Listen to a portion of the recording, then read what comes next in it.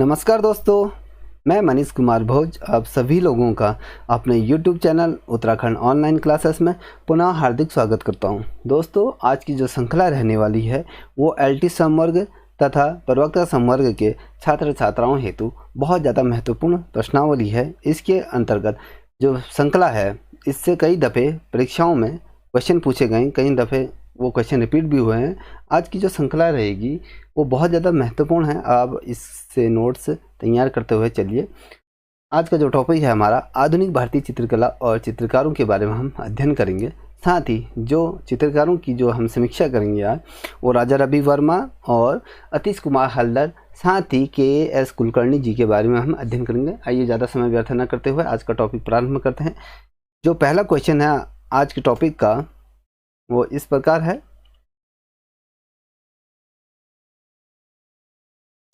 जो पहला क्वेश्चन है, राजा रवि वर्मा जो एक प्रसिद्ध चित्रकार थे उनका जन्म किस राज्य के अंतर्गत हुआ था। जो राजा रवि वर्मा हैं इनका जन्म केरल राज्य के अंतर्गत हुआ था। थोड़ा सा इनके बारे में थोड़ा हम विस्तार से जानने की कोशिश करते हैं क्योंकि ये अपने आप में बहुत ज़्यादा प्रसिद्ध चित्रकार हैं। कई दफ़े इससे क्वेश्चन पूछे जाते हैं।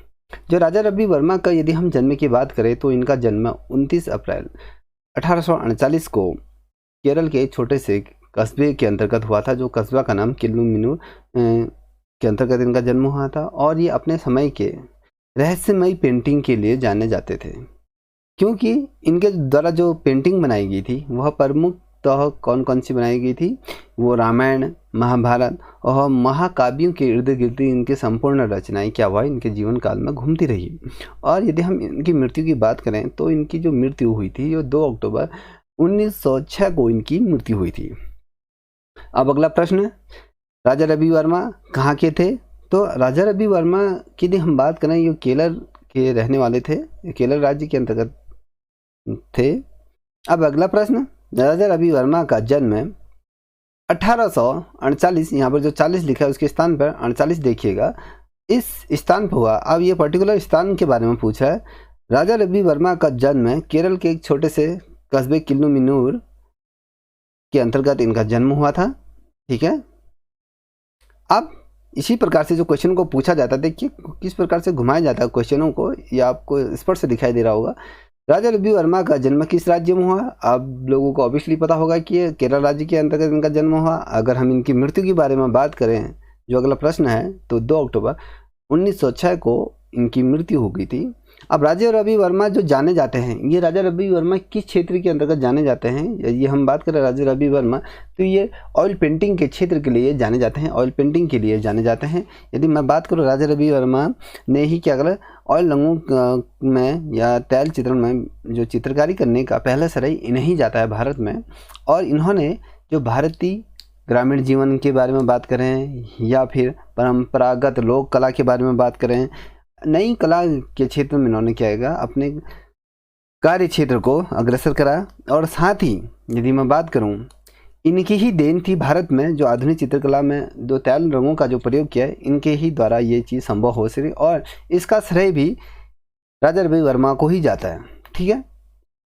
अब अगला प्रश्न, तैल चित्रण विधि से चित्र बनाने वाले पहले विख्यात चित्रकार भारतीय कौन थे।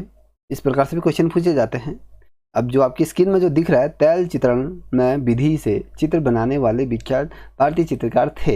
अब ये चित्रकार थे राजा रवि वर्मा ही ऐसे पहले भारतीय चित्रकार थे जिन्होंने ऑयल पेंटिंग में कार्य करना प्रारंभ किया था और अभी तो संपूर्ण भारत में ये धीरे धीरे फैलती रही। अब बात करते हैं अगले प्रश्न की तरफ। तैल विधि में कार्य करने वाले प्रथम भारतीय चित्रकार थे, ये राजा रवि वर्मा को ही श्रेय जाता था। इससे पूर्व मैंने बताते क्वेश्चन को किस प्रकार से घुमाया जा सकता है, ये संपूर्ण तौर से मैं आपके सम्मुख से लेके आया हूँ।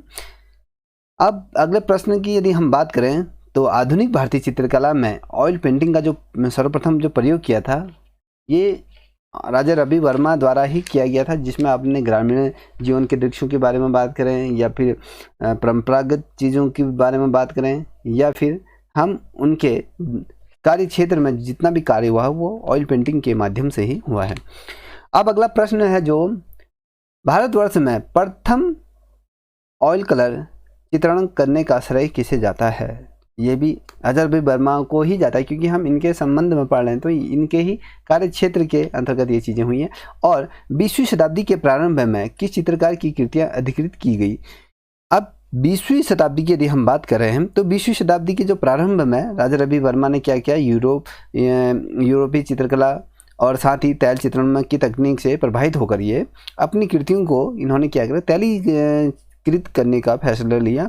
और राजा रवि वर्मा ने, यदि मैं बात करूं, हॉलीवुड या बॉलीवुड के डायरेक्टर जो थे, बॉलीवुड के जो डायरेक्टर थे केतन मेहता ने इन्हें अपनी जो फिल्म थी रंगरसिया फिल्म का निर्माण करने का एक आमंत्रण किया था, जो इनका जो फ्रंट पेज था जो रंगरसिया इनके द्वारा ही चित्रित किया गया था और इनके जीवन पर ही ये आधारित फिल्म भी बनाई गई थी। ठीक है, जो राजा रवि वर्मा के संपूर्ण जीवन वृत्तांत के बारे में हमें अवगत कराते हैं। ठीक है, क्योंकि ये भारत के ऐसे चित्रकार हैं जो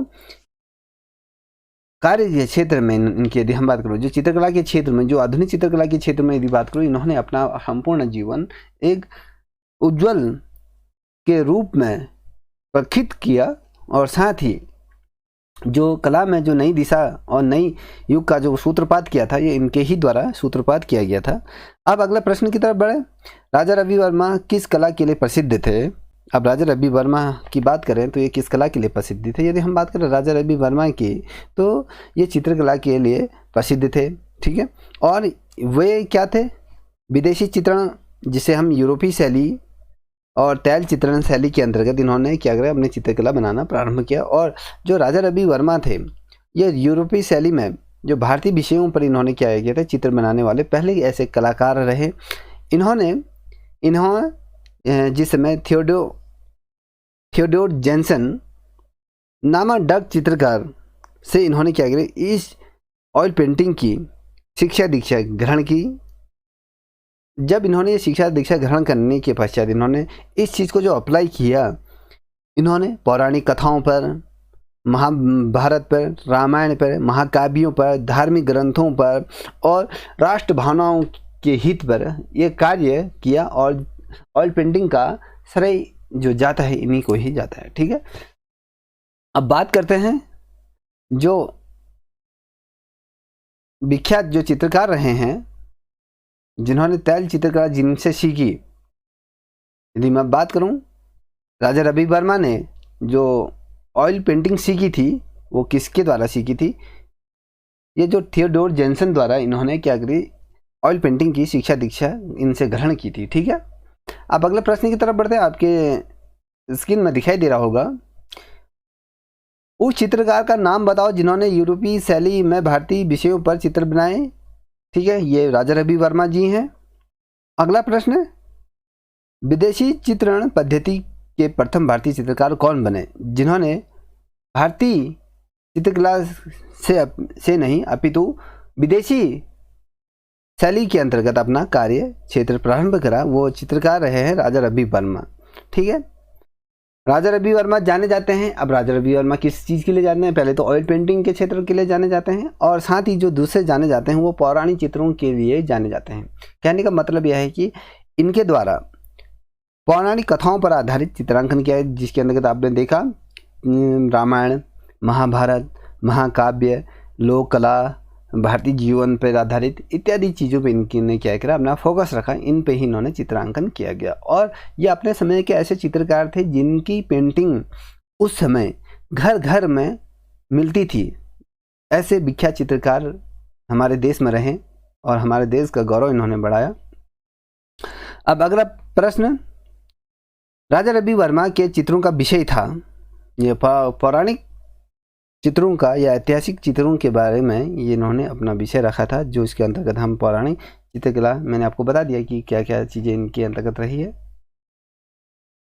अब बात करते हैं अगले प्रश्न, यूरोपियन शैली से प्रभावित परंतु भारतीय विषयों को चित्र आधार मानकर कार्य किया। एक तरफ राजा रवि वर्मा यूरोपियन शैली से बहुत ज़्यादा प्रभावित थे और ये चाहते तो यूरोपियन शैली पर आधारित ही चित्रांकन करते थे, मगर इन्होंने उसके विपरीत भारतीय विषयों को चुनना इन्होंने क्या करा, पसंद किया। जो भारतीय चित्रकला के जो विषय रहे हैं, रामायण, महाभारत, शिव पुराण, महाकाव्य और भारतीय जनजीवन पर आधारित और लोक कला पर आधारित यहाँ की जो ट्रेडिशन है, जो चित्रकला का क्षेत्र में जो भारतीय ट्रेडिशन पे उन्होंने आधारित चित्रांकन किया। यदि ये चाहते तो यूरोपीय पाश्चात्य शैली पर अपना कार्य क्षेत्र, अपना कैरियर बना सकते थे, परंतु इन्होंने उसके विपरीत क्या है, भारतीय विषयों को चुनना पसंद किया। कभी क्वेश्चन आ जाता है कि ऐसा कौन सा चित्रकार था जिसने पाश्चात्य संस्कृति पर आधारित चित्रांकन न करते हुए भारतीय विषयों पर आधारित चित्रांकन करना पसंद किया। वो राजा रवि वर्मा थे। क्वेश्चन कई प्रकार से घुमाया जा सकता है, ये एग्जामिनर पे डिपेंड करता है वो किस प्रकार से प्रश्नों को घुमाता है, जो कि हम उन क्वेश्चनों को जानते हैं, जानने के बावजूद भी हम उन्हें नहीं कर पाते। अब अगला प्रश्न, राजा रवि वर्मा ने भारत में सर्वप्रथम स्थापित किया। आप राजा रवि वर्मा ने भारत में सर्वप्रथम क्या स्थापित किया, ये आपको इसमें बताना है। राजा रवि वर्मा ने 1884 के मध्य क्या किया था, लियोथोग्राफी प्रेस इन्होंने खोली थी। कभी क्वेश्चन आ जाता है कि राजा रवि वर्मा द्वारा लियोथो प्रेस कब खोली गई थी। ये खोली गई थी इनके द्वारा 1884 में इनके द्वारा, और लियोथोग्राफी प्रेस खोली गई थी। और ये लियोथोग्राफी जो प्रेस के नाम से इन्हें जाने लगा, और बाद में ये बड़ी मात्रा में इन्होंने इस प्रेस से क्या करा, एक तरफ की ये फोटोकॉपी टाइप की मशीन थी जिसमें से चित्रों को की फोटोकॉपी करके प्रतियां निकाली जाती थी। क्योंकि वो ये पेंटिंग बनाते थे, उस पेंटिंग की प्रतियां निकालने पर आसानी होती थी, और एक पेंटिंग के 10-12 या कई प्रतियां ये निकाल सकते थे। और इनके द्वारा ये प्रारंभ किया गया, और इन्होंने ही ओलियोग्राफ इसको कहा जाता था। ठीक है, अब अगले प्रश्न की तरफ बढ़ते हैं। ठीक है, किस चित्रकार के चित्र रंगमंच से युक्त है। कहने का मतलब है कि ऐसा कौन से चित्रकार हैं जिसकी चित्रकला रंगमंच से जुड़ी हुई है, रंगमंच पर आधारित चित्रांकन किया करते थे। ये राजा रवि वर्मा ही थे जो रंगमंच से जुड़े हुए चित्रकार थे, और रंगमंच से जुड़े हुई ऐसी कई चित्रांकन इनके द्वारा किया गया था। यदि मैं बात करूं, जो राजा रवि वर्मा जो महान भारतीय चित्रकार थे, तात्कालिक जो भारतीय सिनेमा थे, जो उनके थिएटर थे, यदि जो थिएटर को आज हम कहते हैं जो रंगमंच, और साथ ही इन्होंने क्या किया, जो प्रसिद्ध भारतीय कैलेंडर जिसे हम कहते हैं इंडियन कैलेंडर आर्ट के नाम से जो जाने जाते हैं, इससे क्या थे, प्रभावित थे। और इन्होंने क्या किया, जो भारतीय पौराणिक कथाओं पर, सांस्कृतिक क्या बोलते हैं, शास्त्रीय संगीत पर या शास्त्रीय साहित्य पर, जैसे इन्होंने क्या किया, चित्रांकन किया। और बाद में इन्होंने मुंबई, इंदौर का दौरा किया, और फारसी, साथ ही इन्होंने मराठी थिएटरों का भी गहन अध्ययन किया। साथ ही एक तरफ तो हिंदी थिएटरों में भी काम किया, और साथ ही इन्होंने फारसी और मराठी थिएटरों का भी इन पर बहुत बड़ा गहरा प्रभाव था, जिसका प्रत्यक्ष उदाहरण हमें जो देखने को मिलता है इनके चित्रों के माध्यम से, हमें वो चीज़ें झलकियाँ दिखती हैं, क्योंकि इनके चित्रों में उन चीज़ों का क्या है, समावेश है। और इनका यदि हम बात करें, इनकी जो प्रमुख चित्रों की यदि हम बात करें, उसमें क्या था, रामा पंचावचन पहला इनका चित्रांकन था, जिसके दूसरा था इनका शकुंतला। सभी लोग जानते होंगे शकुंतला के बारे में, कृष्ण के बारे में, शिव जी के बारे में, मीराबाई के बारे में, ध्रुव और अष्ट, या हम बात करें शंकराचार्य की, या द्रौपदी का वस्त्रहरण के बारे में बात करें, या भीम की बात करें, या अर्जुन और सुपनखा या सुभद्रा के बारे में बात करें, या विश्वामित्र के बारे में बात करें, या जटायु के बारे में बात करें, या भरत मुनि के बारे में करें, या फिर आदि ऐसे बहुत से इनके द्वारा चित्रांकन किए गए जो रंगमंच से जुड़े हुए, उनसे कहीं ना कहीं बिलोंग करते थे, इन पर आधारित इन्होंने क्या किया, चित्रांकन किया। जहाँ इनकी बात करूँ मैं, शकुंतला वियोग पर आधारित चित्रांकन इनके द्वारा बनाया गया है, मीराबाई पर भी इनके द्वारा बनाया गया है, और रामायण पर भी इनके द्वारा बनाया गया है, महाभारत पर भी इनके द्वारा चित्रांकन किया गया, और ऐसे बहुत से ग्रंथ हैं जिन पे इनके द्वारा चित्रांकन किया गया है। ठीक है, अब बात करते हैं, अगले प्रश्न की तरफ बढ़ते हैं।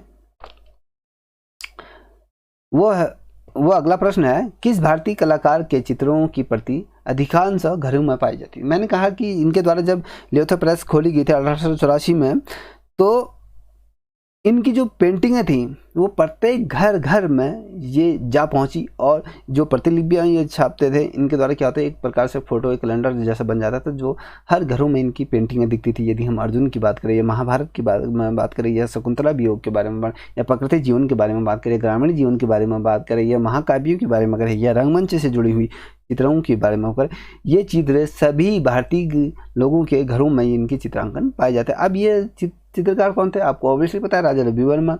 अब शकुंतला वियोग कृति किसकी है, मैंने इससे पूर्व आपको बताई थी, ये राजा रवि वर्मा द्वारा शकुंतला वियोग पर आधारित चित्रांकन किए।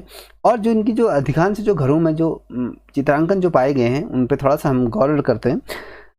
इनकी जो महत्वपूर्ण तथ्यों की यदि हम बात करें, तो राजा रवि वर्मा ने क्या करा, भारतीय जीवन पर आधारित और पौराणिक विषयों पर आधारित चित्रांकन किया, जिसके अंतर्गत शकुंतला वियोग दिखा दे, और दुशासन का देखा, मत्स्य वध का दिखाया गया, और अर्जुन और सुभद्रा के बारे में दिखाया गया, और प्रणय योग के बारे में दिखाया गया, प्रणय हंस के बारे में दिखाया, गंगा अवतार के बारे में उसमें उच्चारण दिखाया गया इनकी पेंटिंगों में। साथ ही यदि मैं बात करूं, आपको जो महत्वपूर्ण चित्रांकन इनके द्वारा गया, रावण और जटायु का युद्ध, जिसमें माता सीता का हरण कर रहे थे, तो जटायु का और इसके बीच लड़ाई का संवाद दिखाया गया, और सत्यचंद्र जो सत्य के प्रति जो हमेशा सजग रहते थे, हरिश्चंद्र के बारे में इनके चित्रांकन हुए, और दूत के रूप में जो श्री कृष्ण गए थे उसका भी चित्रांकन है, और कुलीन महिलाएं, मतलब जो गरीब घर की महिलाएं हैं, और उन पे भी राजा रवि वर्मा का ज़्यादा फोकस रहा। ये प्रमुख चित्र इनके द्वारा बनाए गए थे। और यदि मैं बात करूं इनके जो राजनीतिक गुरु के बारे में बात करूं, या फिर इनके प्रथम जो गुरु रहे हैं, और जो इनके जो प्रथम गुरु रहे हैं, इनके मामा ही इनके क्या रहे, प्रथम गुरु रहे हैं, जो राजा रवि वर्मा से क्या थे, बहुत ज़्यादा क्लोज थे। इनके द्वारा, इनके मामा द्वारा ही इन्होंने अपनी प्रारंभिक पेंटिंग प्रारंभ करी। और जो राजा रवि वर्मा ने जो पाश्चात्य संस्कृति यदि मैं कहूँ, ये पाश्चात्य विधि में जो इन्होंने तकनीकी जो सीखी, ऑयल पेंटिंग का जो कार्य क्षेत्र में जो इन्होंने अपना अग्रणी योगदान दिया, जो इनके जो पाश्चात्य संस्कृति के जो गुरु रहे हैं वो थियोडोर जेन्सन रहे हैं। और इन्होंने क्या किया, जब दक्षिण भारत के भ्रमण के लिए निकले, तो इन्होंने अनेक क्षेत्रों में क्या करा, यूरोपीय चित्रकारों की यदि मैं बात करूं, उस पर आधारित चित्रांकन करने का कोशिश करी। और ये इन थियोडोर जेन्सन द्वारा से ही इन्होंने क्या किया, अपनी शिक्षा दीक्षा आगे की प्रारंभ की। अब जो मैंने क्वेश्चन बताया था आपको, शकुंतला वियोग, तो ये किसके द्वारा लिखी गई, ये इनके द्वारा लिखी गई। अब बात करते हैं इनके जो सुप्रसिद्ध या कहें महत्वपूर्ण प्रश्न, ये है आपका, नई फिल्म रंगरसिया किस कलाकार के जीवन पर आधारित है। मैंने इससे पूर्व बनाई, ये आपने यदि ये मूवी देखी होगी तो राजा रवि वर्मा के जीवन का संपूर्ण आधार आपको देखने को प्राप्त हो जाएगा। जो रंगरसिया जो फिल्म का जो प्रदर्शन हुआ था 2008 में, ये फिल्म बनकर तैयार हुई है, और ये फिल्म को राजा रवि वर्मा के जीवन पर आधारित बनाई गई है। इस फिल्म के जो निर्देशक रहे हैं वो केतन मेहता द्वारा ये फिल्म बनाई गई है, और जो इसके निर्माता रहे वो दीपा शाही रहे, और आनंदम महेंद्र जी रहे हैं। और तथा यदि मैं बात करूं, केतन मेहता द्वारा इसकी जो पृष्ठभूमि तैयार की गई थी, ठीक है। अब बात करते हैं थोड़ा सा इसी से रिलेटेड जो क्वेश्चन है, तो रंगरसिया के मुख्य किरदार के रूप में किसको दर्शाया गया है, क्वेश्चन कभी यह पूछा जा सकता है, तो राजा रवि वर्मा को दर्शाया गया है। और राजा रवि वर्मा का कभी क्वेश्चन आ जाता है, राजा रवि वर्मा का सबसे बड़ा संग्रहालय कहाँ स्थित है, तो ये सालार जंग संग्रहालय हैदराबाद के अंतर्गत ये संग्रहालय स्थित है, ठीक है। अब अगला प्रश्न है, लिथोग्राफी प्रेस कब खोली गई थी। ये 1884 के अंतर्गत इनके द्वारा मुंबई में पहली दफ़े ये प्रेस खोली गई थी, और इनका जो जन्म हुआ था वो 29 अप्रैल 1848 का इनका जन्म हुआ, और इनकी जो मृत्यु हुई ये आपके 6 अक्टूबर 1906 को इनकी ये मृत्यु हो गई थी। दोस्तों, यदि आप लोगों को ये वीडियो पसंद आ रही हो, प्लीज़ इसे लाइक शेयर कमेंट अवश्य करें, और अपना सुझाव कमेंट बॉक्स में अवश्य दें। अब अगला प्रश्न, राजा रवि वर्मा की बहन का क्या नाम था। राजा रवि वर्मा की बहन का जो नाम था मंगला इनका नाम था, और ये एक प्रसिद्ध या कहें एक निपुण व्यक्ति चित्रण बनाने में ये निपुण थी और जिसे हम सभी चित्रण के तौर पे जानते हैं, इनके द्वारा ये बनाया जाता था। और राजा रवि वर्मा को ब्रिटिश सरकार द्वारा किस पुरस्कार से सम्मानित किया गया? अब ब्रिटिश सरकार द्वारा इन्हें 1904 में एक पुरस्कार जो सम्मानित किया गया था वो केसर-ए-हिंद मेडल से इनको नवाजा गया था। अभी क्वेश्चन इस प्रकार आ जाता है कि ये ब्रिटिश सरकार द्वारा किस वर्ष ये पुरस्कार दिया गया था? 1904 में ये पुरस्कार इनके द्वारा दिया गया था। और राजा रवि वर्मा का विवाह किस वर्ष हुआ? तो राजा रवि वर्मा का विवाह 1866 में इनका विवाह हुआ था। ठीक है। और राजा रवि वर्मा का कभी आ जाता है कि पुत्र का क्या नाम था? इनका जो पुत्र का नाम था राम वर्मा, इनका पुत्र का नाम था। ऐतिहासिक चित्र के दूत के रूप में इनके पुत्र द्वारा जो कृष्ण पर और भगवान राम पर आधारित इनके द्वारा चित्रांकन किया गया। और राजा रवि वर्मा द्वारा यदि हम बात करें 14 चित्र लक्ष्मी विलास को सजाने के लिए इनके द्वारा बनाया गया। और राजा रवि वर्मा द्वारा 1873 में एकल प्रदर्शनी का आयोजन किया गया, जहां पर इन्हें गोल्ड मेडल से भी इन्हें सम्मानित किया गया था। ठीक है। और उसी प्रदर्शनी में वहाँ के गवर्नर द्वारा इनको जो योग्यता प्रमाण पत्र दिया गया था वो इंटरनेशनल कला प्रदर्शनी पर ये पार्टिसिपेट कर सकते हैं। और पुणे में इन्होंने 1880 में एक गायकवाड़ स्वर्ण पदक भी इनके द्वारा जीता गया है। और यदि मैं बात करूं, एक बहुत महत्वपूर्ण इनसे रिलेटिव क्वेश्चन बन रहा है। 1873 में इनके द्वारा शिकागो में एक एकल प्रदर्शनी पर इन्होंने पार्टिसिपेट किया। और जो एकल प्रदर्शनी में इन्होंने जो पार्टिसिपेट किया उसमें नारी सौंदर्य पर आधारित क्या थे 10 चित्रों को इनके द्वारा वहाँ पर भेजा गया। और उन चित्रों ने वहाँ पर 2 स्वर्ण पदक क्या करें प्राप्त किया। कभी क्वेश्चन बन जाता है कि शिकागो में इनके द्वारा कितने चित्रों को भेजा गया, तो इनके द्वारा 10 चित्रों को भेजा गया और कितने स्वर्ण पदक प्राप्त हुए, कितने रजत पदक प्राप्त हुए, तो इनको 2 रजत पदक वहाँ पर प्राप्त हुए थे। ठीक है। और एक इनके बारे में इंटरेस्टिंग चीज़ मैं आपको बताना चाहूँगा। जब इन्होंने लियोथोग्राफी प्रेस खोली थी 1894 में, तो मुंबई में इन्होंने अपने क्या करा पहला लियोथोग्राफी प्रेस खोला। और इस जो प्रेस खोला तो इसमें 2 जर्मन विशेषज्ञों जिसे रिचर्ड तथा स्केच ने प्रेस लगाने में इनके क्या गए सहयोग इनके द्वारा दिया गया। कभी प्रश्न इस प्रकार से भी आपके सम्मुख से पुटअप किया जाता है कि जब इन्होंने लियोथो प्रेस पेंटिंग संस्थान या कहीं इनके द्वारा जब ये खोली गया था, जब पेंटिंग प्रेस की स्थापना की गई थी, तो इनको स्थापित करने के या इंस्टॉलेशन करने के लिए किन 2 जर्मन चित्रकारों को या विशेषज्ञों को लाया गया भारत? उनके नाम बताइए। एक का नाम तो रिचर्ड, दूसरा नाम के स्केचर। इनके द्वारा इसमें क्या करा सहयोग प्रदान किया था।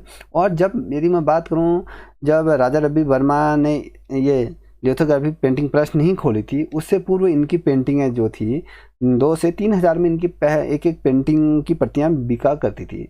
जब इन्होंने अपनी पेंटिंगों को छापा पेंटिंग यदि हम कहें फोटोकॉपी कर प्रारंभ करा, जब ये सब के घरों में पहुंची, तो इनकी जो पेंटिंगें थी जो 2000 से 3000 के मध्य जो बिकती थी, ऐसी स्थिति आई कि ये अर्थ से फर्श में पहुंच गए। कहने का मतलब है कि जो 2 से 3 हज़ार की जो पेंटिंगें बिकती थी, आज वो 20 से 10 रुपये के बीच में इनकी पेंटिंगें बिकती थी। और इनकी पेंटिंगों से संबंधित एक हास्यपद जो उड़ाया था वो आनंद कुमार स्वामी, E.V. हेवल्स और इनके अन्य कल जो कला समीक्षक थे, इन्होंने एक इनको उपनाम दिया जो फुटपाथी पेंटिंग या चित्रकार के तौर पे इन्हें एक नाम दिया गया था कि भैया पहले इनके चित्र इतने में बिकते, अब ये फुटपाथों में भी इनके पेंटिंगें नहीं बिक रही। ये चीज़ इनके साथ हुई अंतिम समय में, इनके लिए ऐसी चीज़ें रही। और जब इन्होंने नाटकीय मंडल से, जब रवि वर्मा का जो नाता था उसमें पारसी और नाटकीय मंडल से ये जुड़े रहे। और राजा रवि वर्मा की यदि मैं बात करूं, जो लोकतांत्रिक दृष्टिकोण थे उनके 2 चित्रों पर इनके लोकतांत्रिक दृष्टिकोण हमेशा रही।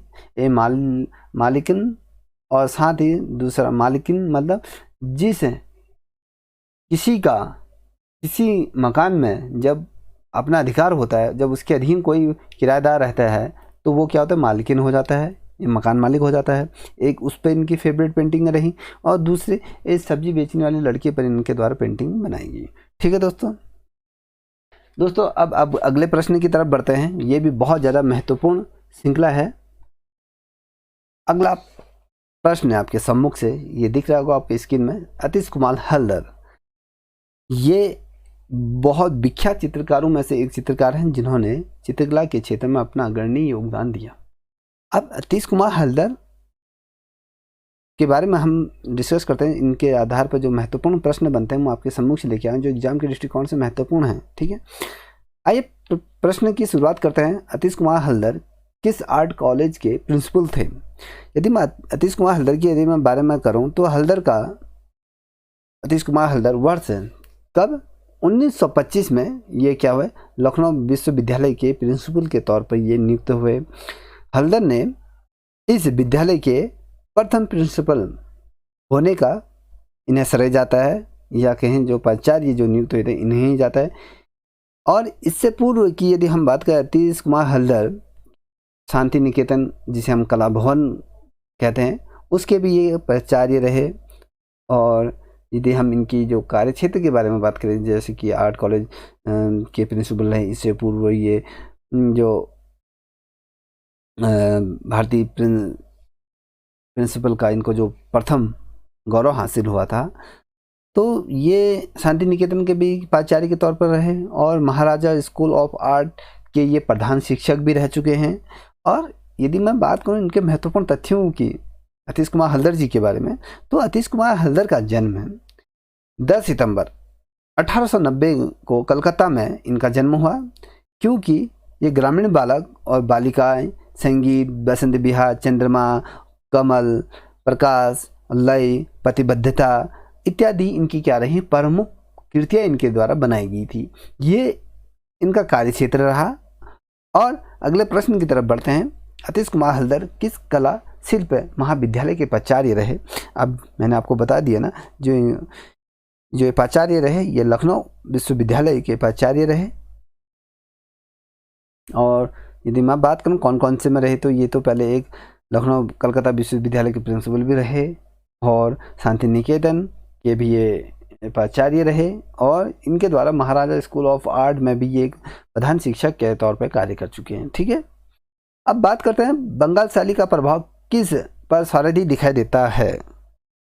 अब ऐसा कौन सा कलाकार है जिनकी शैलियों पर, जिनकी पेंटिंगों पर बंगाल शैली का प्रभाव सर्वाधिक दिखाई देता है? तो बंगाल शैली के जो प्रमुख कलाकारों में यदि मैं बात करूं, उनकी समीक्षा के आधार पर बात करूं, उनके सम्मिलित किया जाने वाला ग्रुप के बारे में बात करूं, तो उसके अंदर जो बंगाल शैली को जो रिप्रेजेंट करते हैं वो नंदलाल बोस, छिमेंद्रनाथ, मंजूमदार, अतीश कुमार हल्दर, ये क्या थे? बंगाल शैली का इन पर क्या था? अत्यधिक प्रभाव था। ये बंगाल शैली से बहुत ज़्यादा प्रभावित थे। साथ ही यदि मैं बात करूं कुछ इनके महत्वपूर्ण तथ्यों की यदि मैं बात करूं, तो राजा रवि वर्मा जो पाश्चात्य कला से ज़्यादा प्रभावित थे, इन्होंने क्या किया, यूरोपीय पद्धति के अनुरूप जो भारतीय चित्रकला की जो नई धारा इन्होंने प्रभावित की थी, जो नई ज्योति देने का जो प्रयास किया था, जो ऑयल पेंटिंग में जो कार्य करवाया था इन्होंने, ये अग्रणी योगदान रहा।